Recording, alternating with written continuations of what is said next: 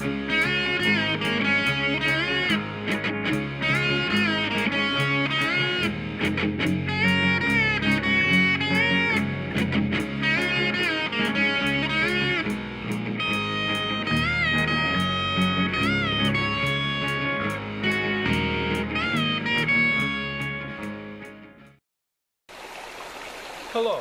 I'm Marc Wilson.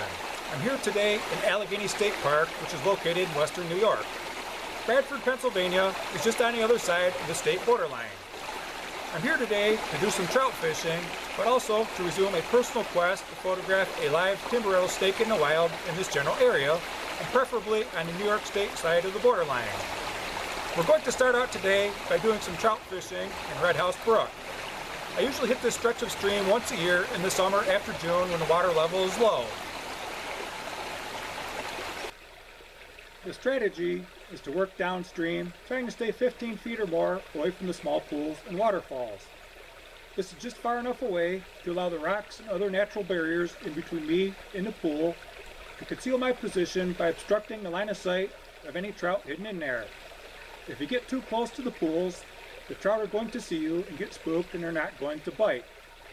A white worm will carefully be pitched into the calm pool ahead.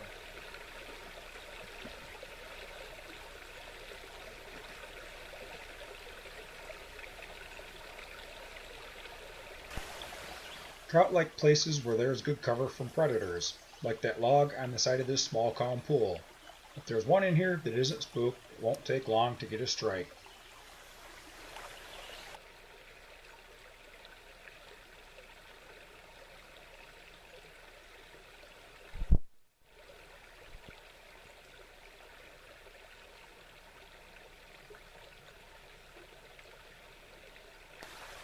A fish was felt biting when the bait was brought out of the water in that last segment. The worm was half gone, so the rig has been rebaited. Notice that 2 Eagle Claw size 10 hooks are used on this rig. Only the barbs of the hooks are poked into the worm.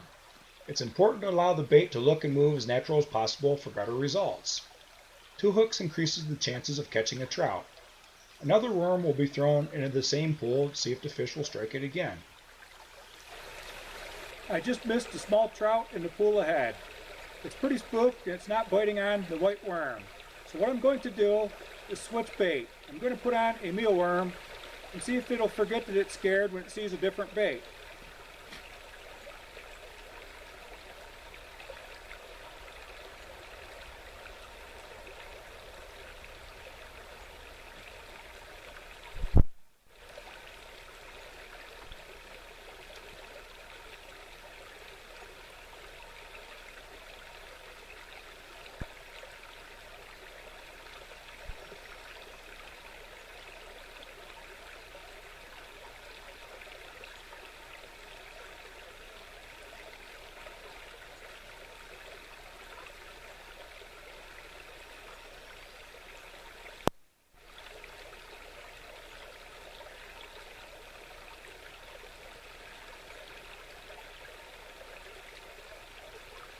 Jackpot. If a trout isn't caught in just a minute or two in one of these small pools, it probably isn't going to bite or the pool is empty. A change of bait often gives the angler a second chance when a missed trout is spooked and won't bite again. This is a fingerling brook trout about 4 to 5 inches long. The New York State Trout Hatchery stocks this stream in April every year, usually with 7 to 8 inch yearlings. I don't believe that they are stocked in here this small, which leads to the conclusion that this trout is a native. These fingerlings are always released since they are too small to be worth the time and effort to clean for what little meat is on them. Most of the time, the keepable sized trout will also be released. It's good to take once in a while, but it's also more important to give back. These fingerlings should be a keepable size next year. This is the way that the mealworm is rigged. Only one size 10 Eagle Claw hook is used, and the barb is buried in the bait to hide it. Again, this is to present the bait in a way that looks and moves as natural as possible. I prefer to use jumbo mealworms. When the worm is much bigger than the hook that it is being put on, a hungry trout usually notices that big juicy morsel and fails to notice the hook. With smaller mealworms, the hook isn't much bigger than the mealy. The trout will still bite them, but the bigger mealy provides a mental advantage. Initially, it may look empty, but the small cascade ahead is the type of place where trout thrive. Rapid water flows downhill into a small pool. The trout are more likely behind the rocks in the whitewater back swirl at the start of the pool where the current flows in. In addition to good cover, the water is well oxygenated there. The rock in the top left corner of the picture is also a place that the bait will be floated by or underneath. The camera wasn't on because a trout wasn't expected to be caught here, but this is another fingerling brook trout about the same size as the last. A few physical characteristics that distinguish them from other trout are their yellow spots. The fins on the underside are an orangish color with a white stripe to highlight them. Lastly, their bellies turn orange as they get bigger. When releasing the trout, I prefer to place them in the net and face it upstream. The trout is usually exhausted from struggling during the fight for freedom and deprived of oxygen when the hook is being removed. This allows the freshly oxygenated water to flow through their gills and revive them. If the trout is able to swim out of the net against the current on its own, then it should be strong enough to survive and fight again another day. This one is taking a while.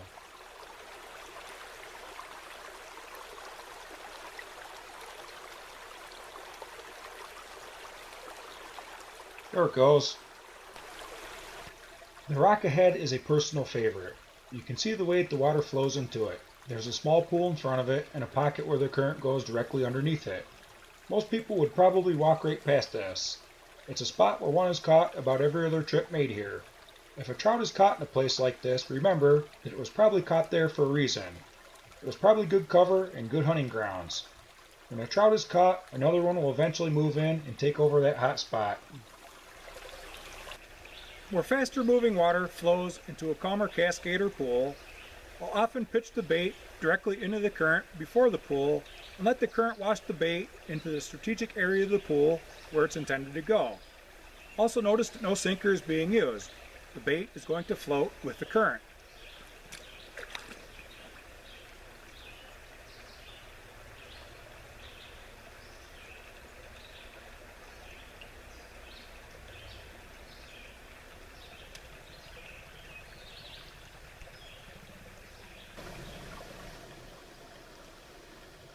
Alright, got one. Didn't feel that one biting. Now this is more like it. This is more along the lines of what was expected here today. It's a brown trout yearling that is roughly 8 inches in length. The odds are that it was stocked here last April by the New York State Trout Hatchery. Brown trout fingerlings have also been caught here in the past, which suggests that they may be breeding in here too, but this one is most likely a stock. This is about the biggest any trout gets in these small streams. Rarely are they ever caught bigger. The pitfall to fishing this way is that the line is usually slack and the trout aren't always felt biting. This one practically swallowed a hook. A hook was lodged deep in its throat. A pair of forceps was used to reach in there to get it out. Sometimes it's possible to remove the hook without hurting the fish, or to be able to cut off the shank of the hook with a pair of wire cutters, but this one was lodged too far deep in there for that. I don't believe in releasing a trout with the shank of a hook lodged in its throat and protruding. Although it may eventually biodegrade, that could take months. I suspect the fish would choke to death on something it tried to eat well before then. The hook was removed, but this trout was too traumatized by the ordeal. It doesn't seem to be reviving, and will probably have to be taken home for dinner. Usually only one trout will be caught in these small pools. That is because there's usually only enough food and cover in it for one trout at a time. The dominant trout will run out the weaker submissive. In the bigger pools there might be 2 or 3 trout, but the others are usually spooked for quite some time after that first one is caught and won't bite again for a while. Rarely is a second trout ever caught out of the same pool on that same day.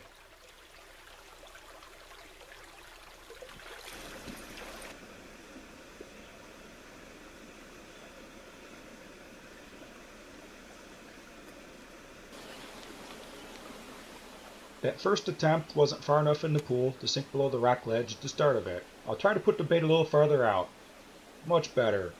Sometimes a flash of silver can be seen when you take the bait, although a bite isn't felt. Gotcha.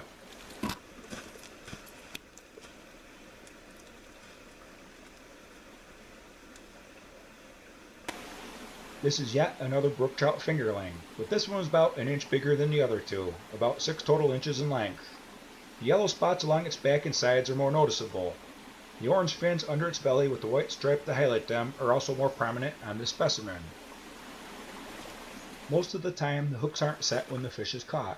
The first thing I do is look for a dry place to the side of the stream bed to pull it out of the water and flip it to, just in case the hook comes out, as seen a couple of segments ago. This one was not hooked and will be a lot less traumatized before being released. You can see this one has plenty of energy in the net. This is one of the better pools in the stretch of stream that we fished today. The problem is that it's right beside the road and way too easy to access. The rock ledge at the beginning of the pool was already tried with no success. The odds are that this pool is already fished out. Now an attempt is being made to catch one out of some rocks in the middle of the pool.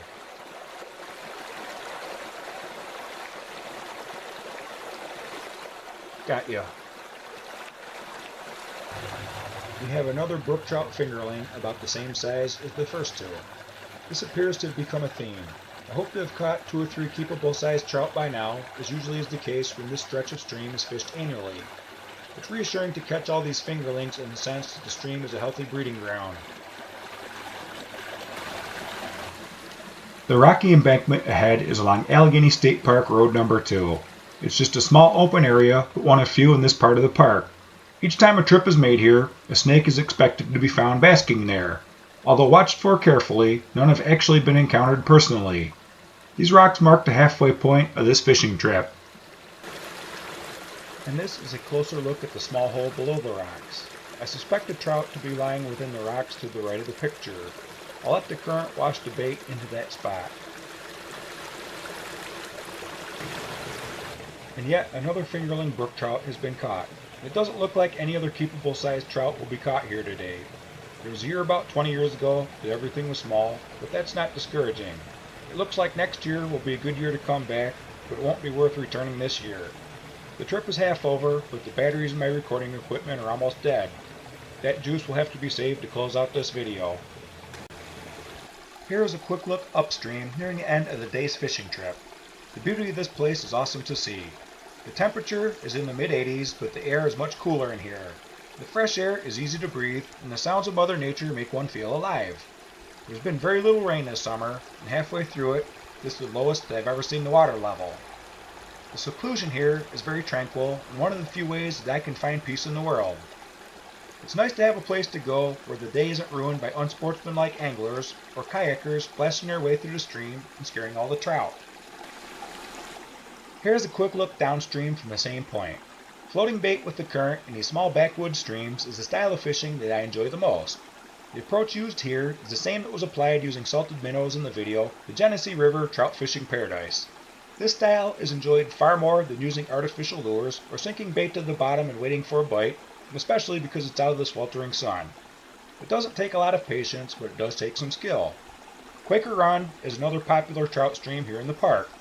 There's also Stoddard Creek, Bee Hunter Creek, McIntosh Brook, and several other smaller brooks. The rest of the morning pretty much followed the same theme that you just seen. In total, 14 trout were caught here today. The only one that was actually keepable size was the brown trout that I was forced to keep when it swallowed my hook. The other trout were all fingerling brook trout. I'm not discouraged by the lack of size. Most of the time when I fish this stretch of stream, I'll catch anywhere between 4 to 9 trout. I'm just looking forward to coming back next year when they should be bigger. Now it's time to resume that personal quest to photograph a live timber rattlesnake in the wild. This is Marc Tex Wilson. Thanks for watching.